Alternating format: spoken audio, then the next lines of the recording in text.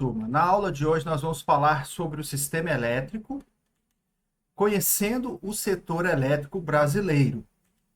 Então vamos falar do histórico do ambiente regulatório de energia elétrica, os marcos do setor elétrico, o sistema elétrico brasileiro hoje, o sistema interligado nacional, que é o SIN, as vantagens dessa interligação e a comercialização de energia elétrica.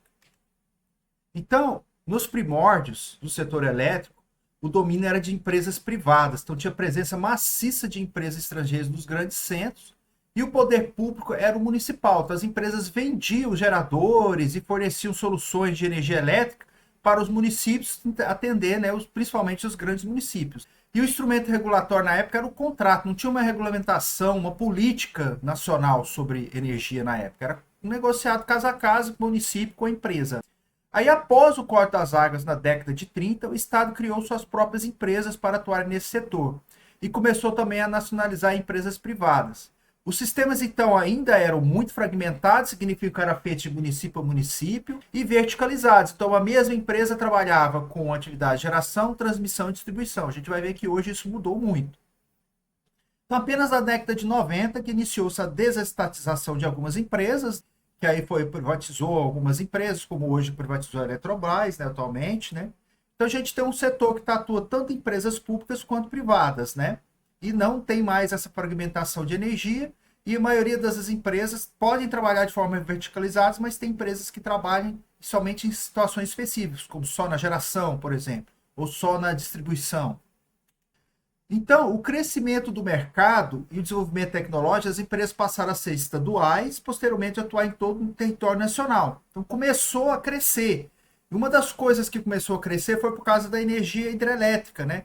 Nos anos 60 foi criada a Itaipu, que na época era a maior usina hidrelétrica do mundo e durou aí por muitos anos, até ser ultrapassada pela hidrelétrica Três Gargantas da China, né?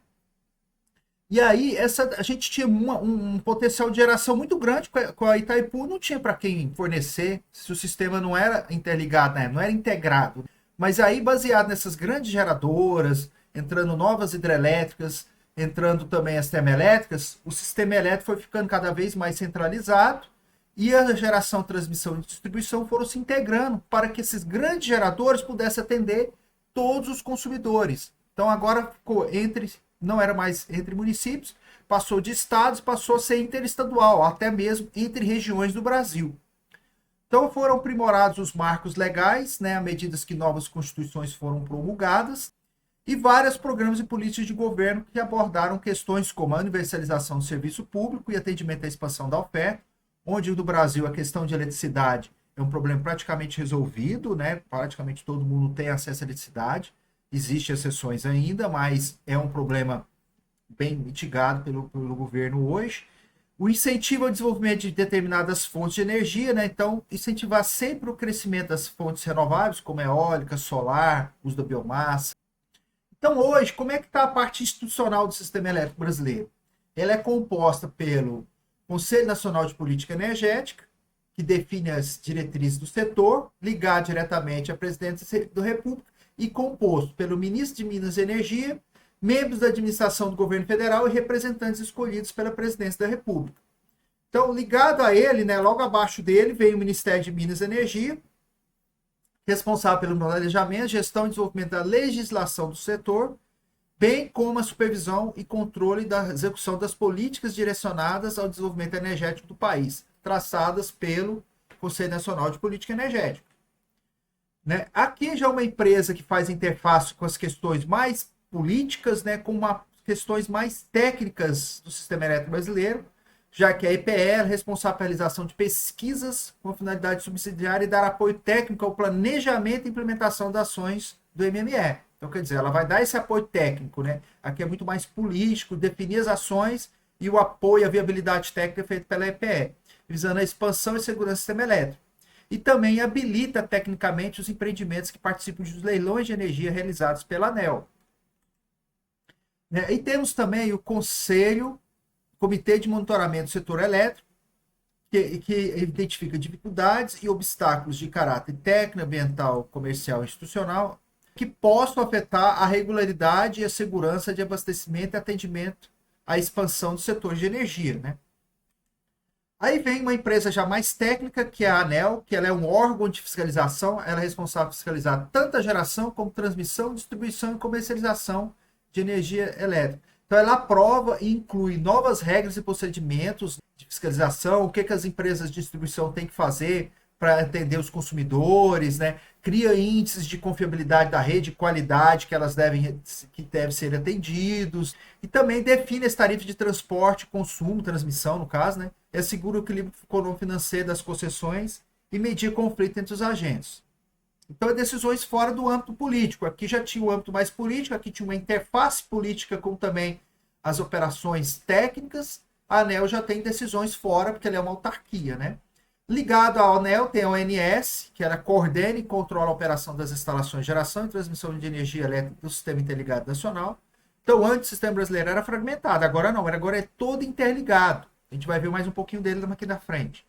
O planejamento da operação de sistemas isolados do país, aqueles sistemas que ainda não estão no SIM, e também é fiscalizado, né, pela ANEEL. Também ligado à ANEEL, temos aí a Câmara de Comercialização de Energia Elétrica, né, que é responsável por realizar a contabilização e liquidação financeira do mercado de curto prazo, além de outras distribuições que a gente vai ver mais adiante. E aí os agentes do mercado de energia, né, que pode ser agentes de geração, a gente vai ver transmissão, distribuição, comercialização, consumidores e assim vai. Então vamos falar um pouco do negócio da energia, da geração ao consumo. A gente tem aqui basicamente dois caminhos a seguir. Né? Da geração até o consumo, a gente pode vender energia através de tarifas negociadas diretamente com o consumidor livre. Então ele vai comprar energia ou desse gerador ou de outro. Ele vai escolher qual tem a tarifa mais barata e vai comprar energia para ele diretamente. Vai passar pelas linhas de transmissão. Já uma outra parte dessa energia é comprada, né, através da Câmara de Comercialização, né, de Energia, os leilões, que são lotes de leilões de energia, lotes de energia, né, onde a distribuidora compra esses pacotes de energia para fornecer para os seus consumidores cativos. Então, aqui a tarifa é regulada pelas empresas distribuidoras, onde elas são responsáveis por manter a linha de distribuição e fornecer energia aos consumidores cativos que não podem escolher com quem vai comprar energia, como os consumidores residenciais.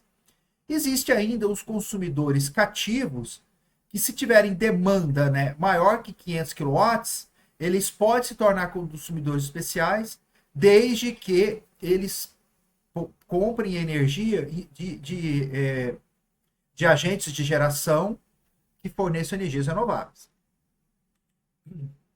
Então, a transmissão ela tem um monopólio natural. Por quê? Não faz sentido você montar redes concorrentes, né? Alguém, um fornecedor A e um fornecedor B de energia, montar uma rede, outro para ficar concorrendo. Você vai usar sempre a mesma rede. Então, economicamente, os investimentos em uma linha de transmissão são muito altos, são muito elevados, né? Então, o que se faz? Se faz várias linhas de transmissão interligando o país inteiro, onde todos os geração de energia e os consumidores são interligados através dessas linhas de transmissão e distribuição. Então, elas são exploradas diretamente ou por concessão a empresas públicas ou privadas por meio de contratos. Então, são concebidas como serviço público, como se fosse um condomínio que a gente tem, né? A gente tem aqui a gente mora em um apartamento e tem toda a parte do condomínio. Então, todo mundo tem que relacionar com o condomínio e tem que fazer o rateio para pagar esse condomínio, né? Então, quem trabalha com geração, quem é consumidor, os agentes, né, na área do sistema elétrico, também tem que pagar tanto pela manutenção como pela expansão das linhas de transmissão. Então também tem preços regulados ou tarifas para o serviço prestado. Então a gente tem a tarifa de distribuição e a tarifa de transmissão de energia, que todos têm que pagar por ela, né? Os agentes que estão envolvidos nela. E também são sujeitos a revisões tarifárias periódicas. Então, como é que funciona o monopólio versus competição? O que é competição, que você pode competir, e o que é monopólio natural? Geração, você pode comprar energia de várias gerações que você quiser, tanto renováveis como não, através de preços e oferta de tarifas, né? A transmissão é um monopólio natural, né? Todo mundo tem que utilizar ela e pagar para usar o serviço de transmissão de energia. A distribuição, ela é um monopólio natural porque ela faz parte das distribuidoras de energia, por exemplo, nos estados. Então, ela fica um monopólio natural onde os consumidores cativos vão ter que pagar uma taxa de uso da linha de distribuição das distribuidoras. Já na parte dos consumidores livres, a comercialização de energia, eu escolho qual gerador eu vou comprar energia, a transmissão é monopólio, não tem jeito. Mas aí os consumidores livres, aqueles que são alimentados por tensões acima de 2.300 volts, só para você ter uma ideia, nós consumidores comerciais somos atendidos por 220, 127 volts. Então, consumidores, por exemplo, de 11.400 volts, 13.800 volts, consumidores com demandas maiores, já podem ser consumidores livres.